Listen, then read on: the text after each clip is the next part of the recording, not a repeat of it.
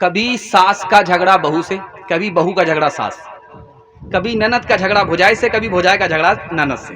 सास का झगड़ा क्या है बहू से, मैं आपको बताने के लिए जा रहा हूं। सास क्या कहती है, मैं बेटे की मां हूं। ये कौन होती है मालिक बनने वाली? सास का झगड़ा। और बहू का झगड़ा क्या है, मैं रानी बन करके आई, नौकरानी बन करके नहीं आई। अगर आज दब गई तो जिंदगी भर ये लोग दबाएंगे। ये बहू का झगड़ा है।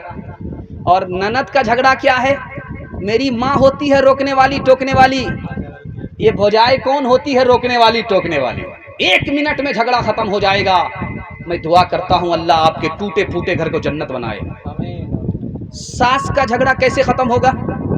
सास अपनी बहू को बहू ना माने बल्कि बेटी मान ले। जिस दिन बेटी मान लिया, मैं आपको लिख करके दे रहा हूं, जिंदगी में कभी झगड़ा नहीं है।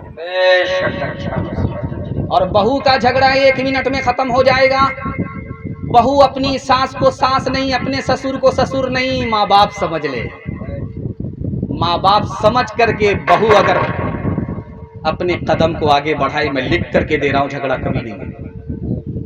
ननद अपनी भौजाई को अगर बड़ी बहन और भौजाई अपनी ननद को छोटी बहन मान ले। बहन का लफ्ज इतना खूबसूरत है, इतना मोहब्बत से भरपूर है कि इस पर झगड़ा ही खत्म हो जाता है। आपका मघेली हो चाहे मुड़बल्ला हो, जिस लड़की की शादी होगी तो जब वो ससुराल जाएगी तो ज्यादा दिन तक नहीं रहती है, जल्दी आ जाती है। चाहे मघेली हो चाहे मुड़बल्ला हो, जब लड़की शादी के बाद ससुराल जाती है तो 1 दिन में आ जाती है, 2 दिन में आ जाती है। पहली बार लड़की गई है ससुराल, जब वो ससुराल से मैके आती है, होता क्या है, इस पर पैगाम को खत्म कर रहा हूं। मोहल्ले की सारी औरतें घेर लेती हैं, सवाल जवाब होता है, बेटी ससुराल से आ रही, ससुराल कैसी थी? तो लड़की कहती सुभान अल्लाह। बेटी ससुराल से आ रही हो, तुम्हारे शौहर कैसे थे? तो लड़की कहती माशाअल्लाह। तीसरी औरत कहती है कि बेटी ससुराल से आ रही हो, तुम्हारे ससुर कैसे थे? तो लड़की कहती अल्हम्दुलिल्लाह। एक चालाक औरत सामने आती है, बेटी ये सब फालतू सवाल है, असल सवाल का जवाब दो, तुम्हारे शौहर तुम्हारी सास कैसी थी? तो लड़की कहती अस्तगफिरुल्लाह ला हौला वला कुव्वता इल्ला बिल्लाह। जल्ले तू जलाल तू उस बला को डाल। अब माँ तो माँ होती है, समझ जाती है मेरी बेटी को सब पसंद है, सास पसंद नहीं है। तो माँ अदब भी देती है, हौसला भी देती है कि बेटी तुम्हारे जवाब से मुझको सदमा हुआ, तुमको सब पसंद है, सास पसंद है, सास पसंद नहीं है, ससुर पसंद है, ससुराल पसंद है, शौहर पसंद है। लेकिन बेटी मेरे सवाल का जवाब दो, पहली बार मैके से ससुराल कैसे गई? पहली बार मैके से ससुराल कैसे गई? तो लड़की ने कहा सास आई थी, 100 लड़की में मुझको पसंद किया, 99 को कैंसिल किया, मुझको अपने बेटे की बहू बना करके मैके से ससुराल ले गई। अब माँ ने मौके का चौका मारा कि बेटी ये सास का ही एहसान है, इतनी अच्छी ससुराल मिल गई, ये सास का ही एहसान है, इतने अच्छे शौहर मिल गए।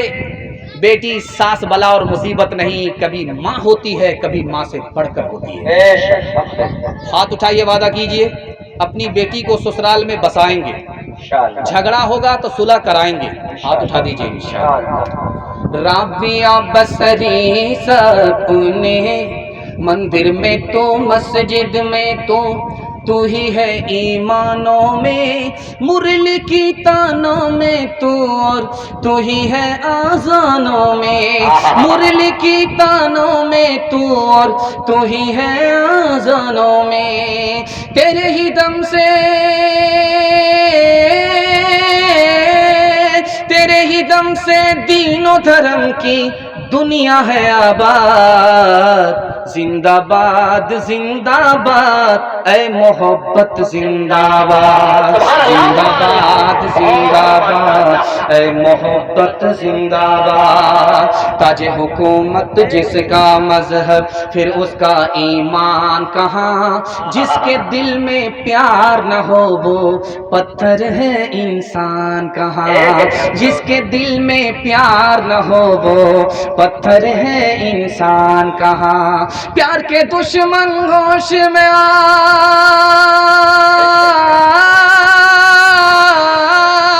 प्यार के के दुश्मन होश में आ तो जाएगा बर्बाद।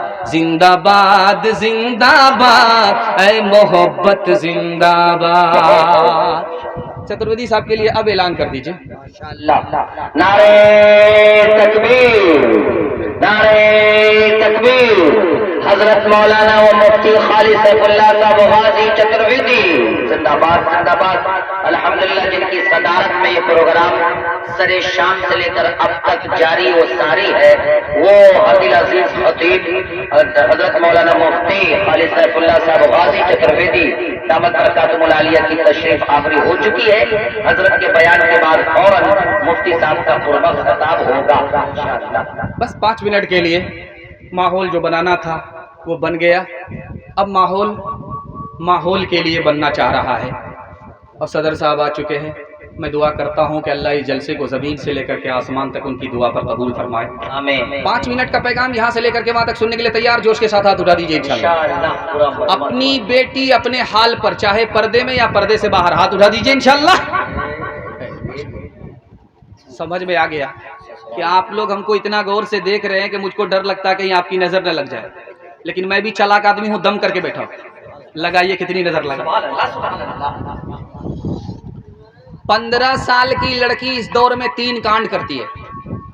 सिर्फ 15 साल की लड़की इस दौर में 3 कांड करती है। पहला कांड, वक्त से पहले ही कच्ची उम्र में शादी कर लेती है, पहला कांड।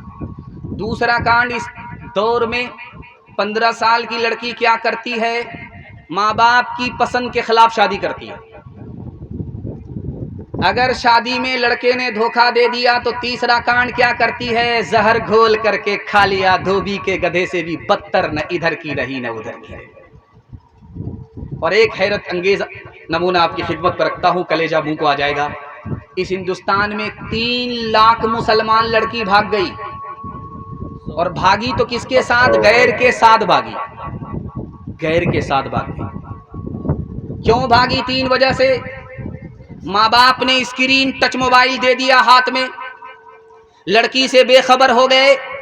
लड़की किससे बात कर रही है, कहां से आ रही है, कहां जा रही है, लड़की भाग गई। लड़की कम गुनहगार है, माँ बाप ज्यादा जिम्मेदार है।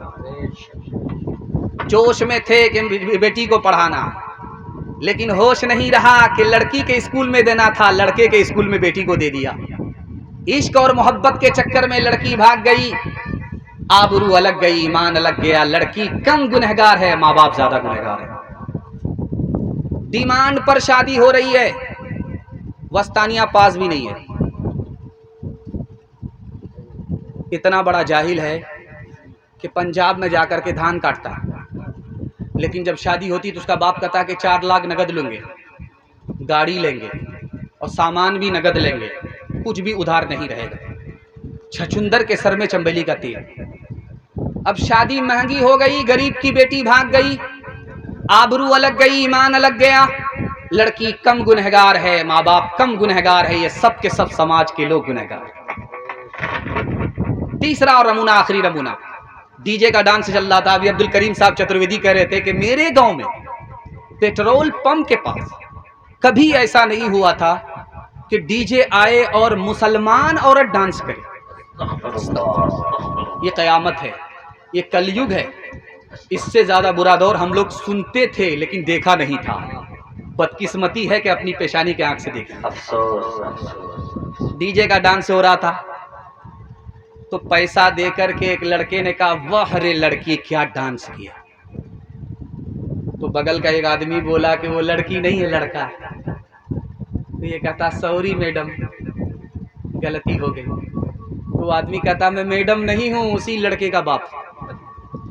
खुली फिरती है जो आजाद, वो खतरे में रहती हैं। हिफाजत से हमारी मुर्गियां डरबे में रहती हैं। बुजुर्गों की शराफत का भरम रखने में रहती हैं। हमेशा खानदानियों रते पर्दे में रहती हैं। खुला आसमां दे इनको उड़ने के लिए मौला, तमन्नाओं की चिड़िया ख्वाब के पिंजड़े में रहती हैं। पैगाम खत्म हो गया। आखिरी पैगाम माँ बाप की खिदमत के हवाले से आप लोग यहाँ से लेकर के वहाँ तक सुनने के लिए तैयार? जोश के साथ हाथ उठा दीजिए इंशाअल्लाह। जब बीवी मर जाएगी माँ बाप की खिदमत करेंगे, हाथ उठाइए इंशाअल्लाह। बीवी को मारने ही के लिए हाथ उठा रहे, और बीवी ने अगर देख लिया तो जहर घोल करके ऐसा खिलाएगी ये सीधे क़यामत में उठेगी। माँ बाप में औलाद में 3 फर्क है, इसको सुना रहा हूँ। और पैगाम को अपने आप लोगों ने जलसे को इतनी बेदारी के हाल में सुना है कि दिल खुश कर दिया। आपको दिल से दुआ देता हूँ कि माँ बाप को आपकी खिदमत के लिए, माँ बाप की खिदमत के लिए आपको अल्लाह कबूल फरमाए, और माँ बाप को आपकी खिदमत से अल्लाह जन्नतुल फिरदौस में जगह अता फरमाए। आमीन। ध्यान से सुनिएगा, तेजी के साथ करिएगा। 3 फर्क है माँ बाप में और औलाद में। जिस औरत को देखिए गाल पर हाथ रख करके बैठी है, समझ जाइए इसको भारी सदमा है।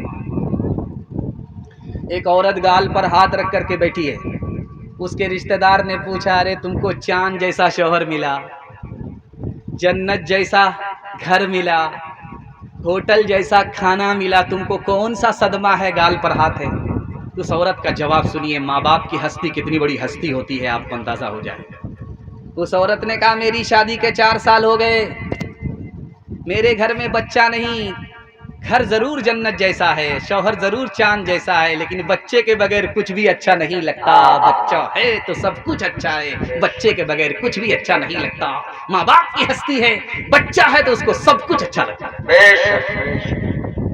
आपका बेटा पंजाब में रहता है, जब वो आता है तो जानते क्या कहता है? माँ बाप से कहता मैं आ रहा हूँ, कटिहार रात में पहुंचूंगा। बीवी से कहता मैं पंजाब से आ रहा हूँ, कटिहार रात में पहुंचूंगा। बेटे से कहता है कि बेटा मैं आ रहा हूँ, रात में कटिहार पहुंचूंगा। रात में वो कटिहार पहुंचा और सुबह आते आते घर हो गई। सुबह होते होते जब घर आया तो सुबह हो गई। अब क्या है दिखाने के लिए जा रहा हूँ, माँ बाप में औलाद में कितना बड़ा फर्क है। अब जब वो घर आया तो देख रहा कि बीवी खर्राटे ले रही है, बेटा बेखबर सो रहा है, और बूढ़े माँ बाप अपने मुसाफिर का रात से इंतजार कर रहे हैं। सुभान अल्लाह, सुभान अल्लाह, सुभान अल्लाह, सुभान अल्लाह। माँ बाप का औलाद का फर्क दिखा रहा हूँ। कभी झगड़ा माँ बाप का बेटे से होता है, कभी बेटे का झगड़ा माँ बाप से होता है। तो जब माँ बाप का झगड़ा बेटे से होता है तो घर छोड़ करके भाग जाता है, लेकिन सुबह को भागते शाम में लौट जाते, शाम में भागते सुबह को लौट जाते। बच्चे ताना मारते हैं कि जब भागना था तो आए क्यों, जब आना था तो भागे क्यों? तो माँ बाप का जवाब सुनिए, भाग तो गए थे, लेकिन तुम्हारी मोहब्बत पर, मेरी नफरत पर तुम्हारी मोहब्बत गालिब आ गई। लेकिन जब बेटे का झगड़ा बाप से होता है तो घर छोड़ करके ऐसा भागता है कि सीधे ससुराल पकड़ लेता, और जीते जी कभी लौट करके नहीं आता। एक मुकर्रिर है हमारी स्टेज पर, जब उनसे हम लोग पूछते हैं कि कहाँ है तो कहते घर में। हमने कहा खुलासा करो कि ससुराल में हो कि दधियाल में हो, तब हंसता है। उसकी चोरी बार बार पकड़ी जाती है। खैर ध्यान से सुनिएगा, ससुराल पकड़ लिया।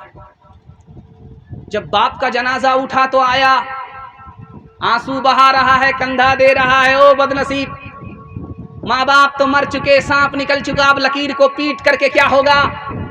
अब आंसू बहा रहे हो, मगरमच्छ के आंसू बहाने से क्या होगा? माँ बाप तुमको माफ कर दिया करते थे, तुमने माँ बाप को माफ नहीं किया। इतने बड़े सितम गर तुम साबित हुए, तंग साबित हुए। माँ बाप का दिल देखो, वो एक दिन के लिए नाराज होते थे, तुमको बाद में माफ कर देते थे। हाथ उठाइए, वादा कीजिए अपने माँ बाप से बदला नहीं लेंगे, माफ करेंगे। हाथ उठाइए इंशाअल्लाह।